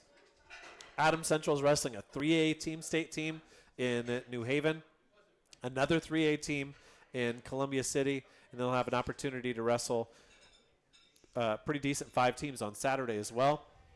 Adams Central will then also go to Lafayette in between Christmas and New Year's. And, you and I were talking about earlier, and we've got some of our sponsors here in front of us, like WZBD is going to be at Lafayette covering that meet. I'm going on one of those days to cover a couple of the rounds. The last couple of years, we've sent a photographer there to provide live updates and to get everybody up to date on who Adams Central's wrestling, what the score against Rossville or New Prairie or whoever it is that they're wrestling there. Like, all of that stuff comes from the support that we have in the community for Adams Central on WZBD.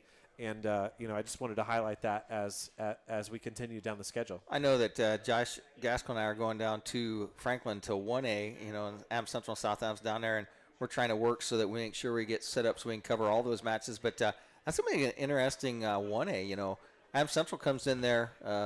We haven't talked about it at all, but has anybody seen what Southmont and Rochester did this weekend at the Trakeoff? Rochester beat Lowell, but they didn't have 2 of their hammers. They were beating teams who are already in the 2A and the 3A Team State, and so, wow.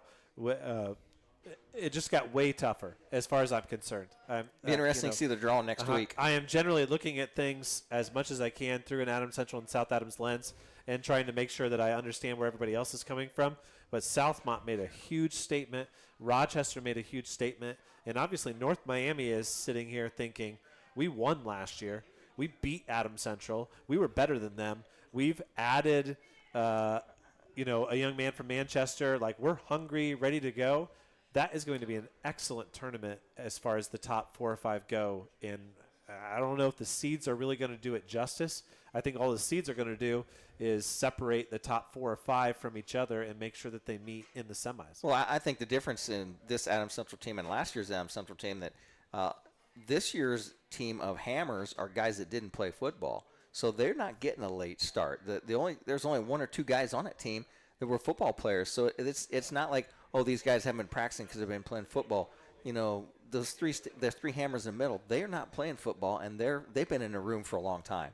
I mean, that's the difference between this team and last year's team. And let's be honest, they've got some guys in the lineup right now, or that are, I guess I should say, who aren't in the lineup right now, who do have some varsity experience. They've got some guys who have wrestled that last year were wrestling in sectional and regional, who haven't cracked the lineup right now and are just hungry to get in, and they understand the importance of being ready for a one-off in a team state type format. So that depth, I think, makes a big difference. When you try to compare the Adams Central lineup with the South Adams lineup right now, that's the big difference. Is South Adams has virtually no flexibility, and the one guy that they're trying to plug in has no varsity wrestling experience at all, whereas Adams Central has a team full of guys who are ready to step in and make the difference. And that's the difference in that 1A team state. You cannot come into that team state forfeiting weight classes if you're going to compete. You cannot come in forfeiting 1 or 2 weight classes, because that 12 points is way too valuable, because you're going to see teams, these matches are going to come down just like the Jay County Bluffton match. They're going to be 1 or 2 point matches, and you cannot give up 6 that easily. And Adams Central, obviously, we talked about the 7-0 guys. Cruz Bowers finished as 6-1. Miles Carr finished 6-1. And then 3 more wrestlers went 6-1, and Xander Schwartz and Max Nussbaum and Ethan Funk. So, and once again, a shout out to Ryan Beer, who is 5-2 after the first week of the season. I would have expected him to be 2-5. I mean, just having watched last year and knowing what size he was and knowing that he was going up to 285, that's just too much weight to give up. I don't care how good of a wrestler you are when you're going up against guys like that. But to take a guy like Alan Ortiz, who's state ranked, to a 1-0 decision says a lot about the depth that Adams Central has, because there's some 285s in that room who thought that the seat might be, the spot might be theirs. And so Beer's beaten them and taken it from them. And that's what you need. You need guys who are competing for spots. We've seen it with Belmont with Luke Rubel and Landon Sealscott, right? They're going at it for 132. Jacob Benninger is going to add a whole new layer of that at 106 and 113. And that's what you need. And right now, Belmont's trying to figure it out at 215. Let's give some props to Cooper Offholder as well. Yep. Freshman from South Adams comes out, and he had a great junior high season, comes out. Freshman heavyweights, you don't think much about them. Well, we had a freshman heavyweight state champion last year. and those are the kind of things that you don't see. But, with Beer coming in as a freshman heavyweight, Offholder coming in as a freshman heavyweight, I mean, to have those guys in a room, and they're not big heavyweights, and they're going to be heavyweights for 4 years for you, and they're going to be really good. They're going to be the Grady Bakers that start out kind of green, never wrestled a lot before. Baker's a stud now. He's had 4 years of varsity experience, and he's into it. He's grown and he's really trimmed down like 245, but he's all solid, and those are great heavyweights. And I don't know if you guys, maybe you were traveling and you didn't get a chance to hear Grady Baker's interview. I did. I heard it. Click on the story on WZBD from Friday night and just listen to the perspective that young man has on what it means. I understand that it's everything, but I also understand that it's just wrestling. And I understand that a loss in November does not dictate what's going to happen to me in January and February. And super well-spoken. I had a comment from Randy Heisner, who writes a lot for us when it comes to basketball and some other sports. And he said, wow, what a great interview that Grady Baker gave on what it means to just take a loss, take it on the chin, and move on. And, that's a beautiful part of our jobs, is we get to just pick these kids up and say, hey, West Somerset, come talk to us for a second.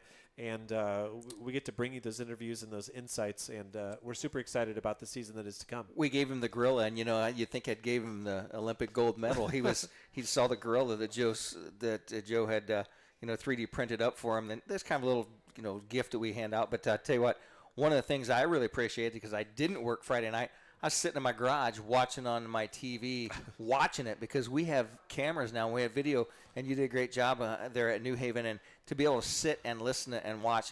Mike, remember years ago when when we wrestled, we didn't even have radio. It wasn't until I graduated until they started doing a radio in 80, 81. And these kids out here, they just take it for granted. It's like we go other places in the state, and people are just so envious for the fact that they don't have this. Mike Gable was a big fan of our show, and, we look up him, that Evansville Modern Day thing. He would die to have something like this in Evansville, and he's tried, and they can't get it. And they're just so envious of us. Yeah, because he was talking about the radio. My mother and father loved wrestling, and my mom would sit at home and listen to the radio, listen to you and AJ, and they'd always tell me what you guys would say about me. That's right. Yeah, or about my team. Yeah, something like that. But I tell you what. But mom, them older people. I mean, they really appreciate you guys bringing wrestling on the radio. And we love the messages that people send us. Bless her heart, Margie Tebow sends us a message every single time that I'm on the air. It really doesn't matter whether Adams Central's on the court or on the field or the diamond or the mat or anything. Margie texts me and says, "I'm listening to you." And those are the kinds of people that it's like all of the criticism, all the angry emails that you get over the course of the season. Why didn't you do this? Or you said this wrong, or you screwed up this, or you're an idiot. It all melts away when somebody like that is sitting at home and just enjoying it. You trust me, you ain't ever going to get an email from me or a text. That's right. That flip phone's hard to get an email out. You did leave a voicemail. The voicemail was impressive. Did you tell Rex what I called back to you about? Yeah, he did. I texted him because Eric Myers gave me his phone number, and he left a voicemail and said, "I don't text. Don't." But what else did I tell you in don't this expect message? He did say, "I'll do it as long as you don't tell anybody that I'm going to be on the air." No, the rest of it. Oh, well, he also said that Rex would tell you multiple times that he beat you. No, you still no. Dane brought it up. Yeah. But whenever I called you back, I said, "Is this really you, or is this?" Yes, he did. He did not believe that it was actually Dane Filling. He thought it was somebody playing him.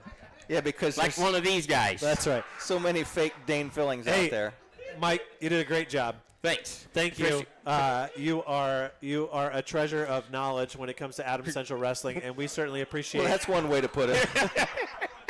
We certainly appreciate your friendship with WZBD, and we look forward to maybe we'll just ask you to do a post-match interview some night when Coach Landis and Coach Myers just want to get on the bus and go home. So we're going to send it back for a last round of messages. We'll be back to wrap up our week and to talk with a special coach who got a big win this weekend right after this. If you're serious about taking your wrestling to the next level, then Warrior RTC Wrestling Club is the place to be. Every Sunday at 4:30 and Wednesday at 6, boys and girls from different elementary, middle, and high schools come together to build skills, confidence, and lifelong friendships. With high-level experienced coaches and a positive training atmosphere, every Warrior learns to work hard and have fun doing it. Whether you're chasing your first medal or your next state title, Warrior RTC will help you in your relentless pursuit of self-improvement. Visit online at warriorrtc.com to learn more about the year-round wrestling opportunities and train like a champion. The staff at Haggard, Hirschy, and Zelt Funeral Home is honored to serve the community we love and live in. Locally owned and operated by Ryan Hirschy and Eric Zelt, we understand that each family we serve and each life lived tells a unique story. Our goal is to offer comfort, care, and dignity to all who entrust their loved ones to our care. We are proud to call Adams County our home and look forward to serving you for generations to come. Hello, this is Joel from your local hometown Package Liquors. Package Liquors provides the best selection of domestic, import, and craft beers in Zeeland. With locations in Decatur, Monroe, Bern, and Markle, you're always just a short drive away from picking up the perfect last-minute gift or just the right six-pack to watch the game with friends. You're never a stranger when you walk through the doors, and our smiling staff never has a problem giving you a recommendation when you're not sure what it is you need. Stop in at one of our 4 locations and see what hometown service looks like. Package Liquors, it's where your friends shop. Welcome back once again to the Double Eagle Clubhouse Grille for our next segment here on the Haggard Hirschy Zelt High School Wrestling Weekly, and we're joined on the phone by one of our favorite coaches in Delaware County, Coach A.J. Bradley of Muncie Central Bearcats. How you doing tonight, Coach? I'm doing pretty good, Rex, and you? We're good. Well, Coach, we couldn't not offer you the opportunity to just brag a little bit as you beat your little brother this week and picked up a big win for Muncie Central. So congratulations. Oh, thank you. I appreciate it.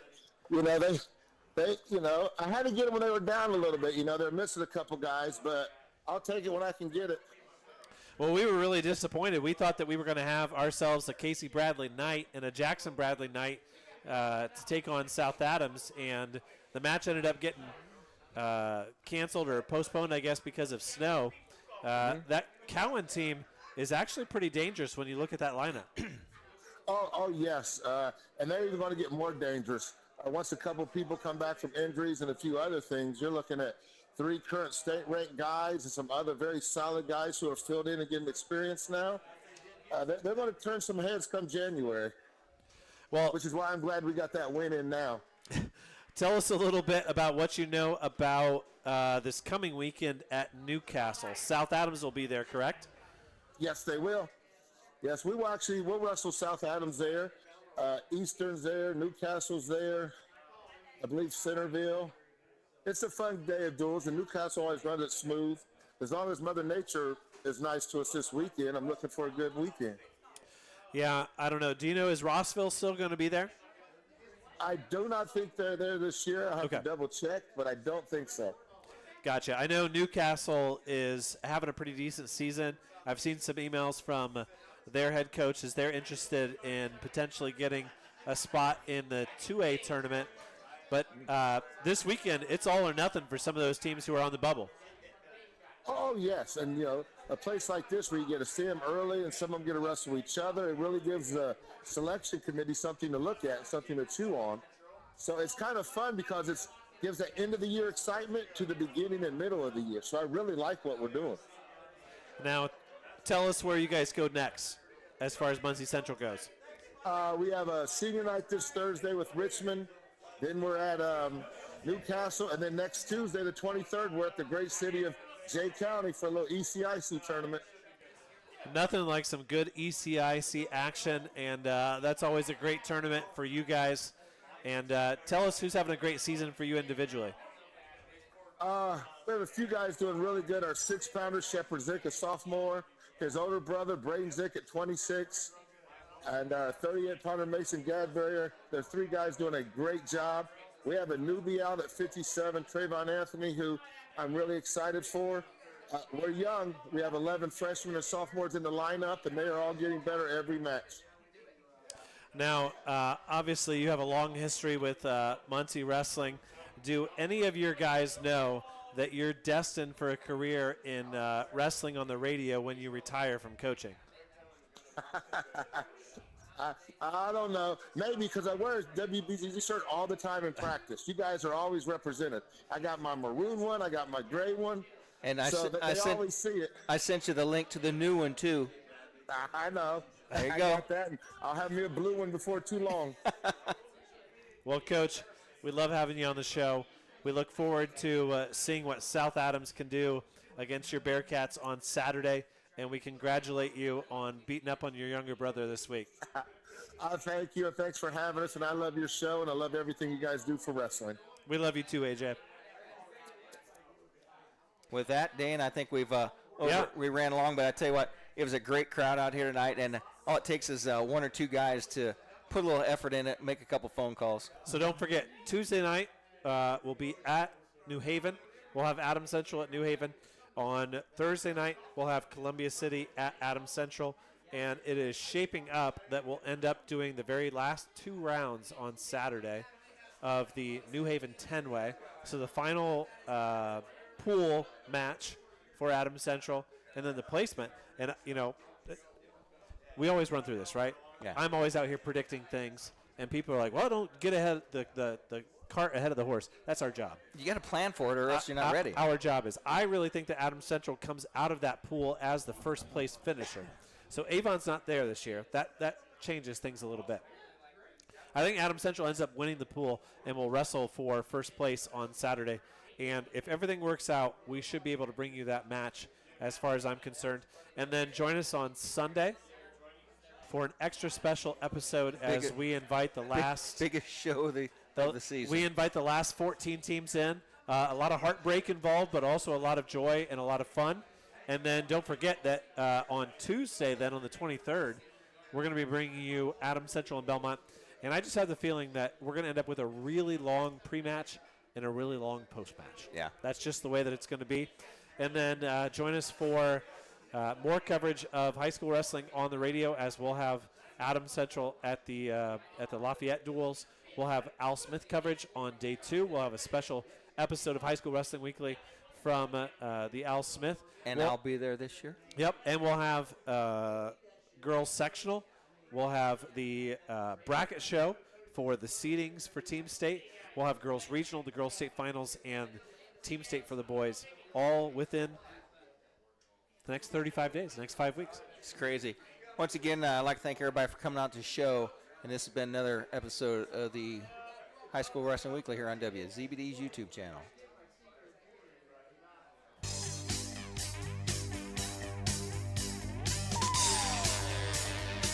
You've been listening to exciting high school wrestling.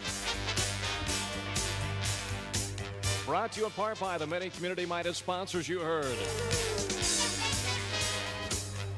And a special presentation of 92.7 WZBD Sports.